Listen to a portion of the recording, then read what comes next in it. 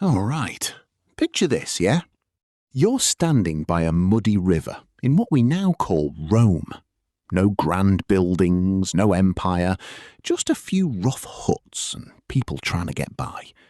Doesn't look like much, but give it time and this place turns into the most powerful empire the world's ever seen. Mad, innit? We start with a proper wild legend. Two baby brothers, Romulus and Remus, left by the river, then raised by a she-wolf. Sounds mad, but that's how the Romans told it. They grow up, decide to build a city, then have a massive fallout. Romulus wins, Remus doesn't make it. And just like that, Rome is founded in 753 BC. At first, it's nothing special. Just a small settlement run by kings.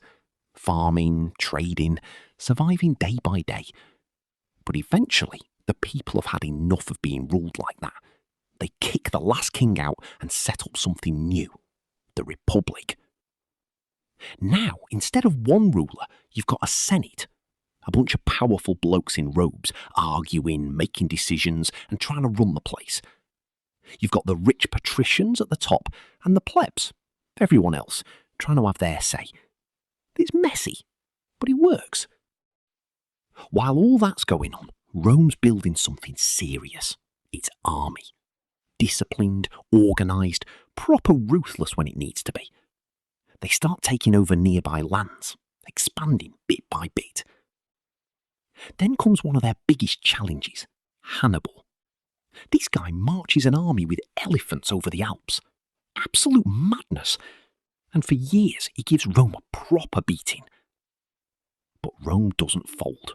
They regroup, adapt, and eventually crush Carthage. After that, there's no stopping them. Rome starts expanding everywhere. Spain, Greece, North Africa. Wealth pours in.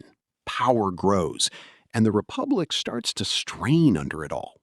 Too much money, too much ambition, too many people wanting control. And then enters Julius Caesar, a brilliant general, loved by his soldiers, popular with the people. He wins battle after battle and builds a name for himself. But the Senate, they're wary. Too much power in one man's hands. So when Caesar crosses the Rubicon, it's more than just a move. It's a declaration. Civil war kicks off, and Rome tears itself apart. Caesar comes out on top, becomes dictator. For a moment, it looks like he's unstoppable. Until he's not. In a shocking turn, a group of senators turn on him and assassinate him in broad daylight. Just like that, he's gone. Rome falls into chaos again. Power struggles, betrayals, more fighting.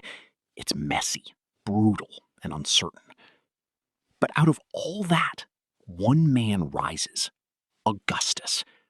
He brings order, stability, smart, calculated moves. He keeps the Senate around, but he's the one really in charge. And just like that, Rome shifts from republic to empire. This begins a golden age, the Pax Romana, peace, stability, and growth. Rome thrives. Massive roads connect the empire. Aqueducts bring fresh water into cities. Trade is booming. Life, for many, is good. And then there's the Colosseum, packed with crowds watching gladiators fight, cheering, shouting.